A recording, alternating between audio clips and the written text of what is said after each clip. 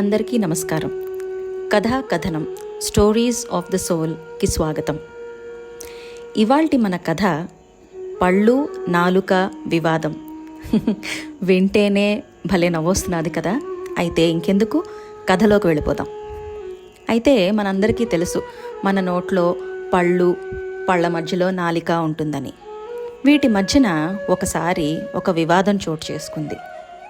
పళ్ళు చాలా గొప్పగా విర్రవీగిపోతున్నాయి.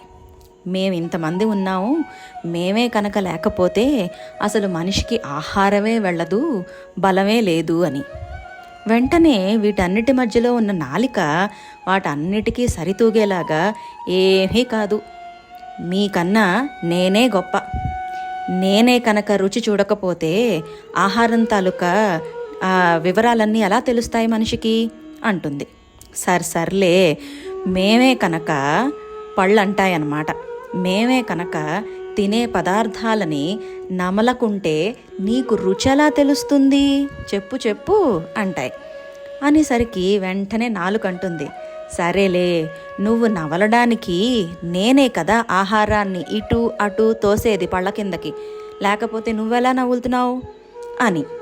ఇలాగా ఈ వివాదం కొనసాగుతూనే ఉన్నది. ఎక్కడికి ఒక కొలిక్కి రాలేదు. వెంటనే వెనాక్కుంటాయి చూడండి జ్ఞానదంతాలు. వాటి పేరులోనే ఉంది జ్ఞానం. అయితే వెంటనే జ్ఞానదంతం లేచన్నాదుట, ఆగండి, ఇందాకల నుంచి వింటున్నాను, ఎవరూ తగ్గటం లేదు, ఇందులోని ఎవరికి వారే ముఖ్యులు కదా. ఇప్పుడు చూడండి, నేనొకటి చెప్తాను. నాలుక కరుచుకుంటే అరెరే ఎవరో నన్ను తిట్టుకున్నారు అని అనుకుంటాం. అలాగే మనం ఇంకోళ్ళని దూషిస్తే నాలుక జాగ్రత్త, పళ్ళు రాల్తాయి అంటారు అవతల వాళ్ళు. ఇప్పుడు చెప్పండి, పళ్ళు నాలుక ఇరువురు సమానులే కదా. అందుకు ఇద్దరు సామరస్యంతో ఉండాలి. నిజమైన గొప్పదనం ప్రగల్భాలు పలకడంలో కాదు, జ్ఞానం మరియు సామరస్యంతో ఉంది.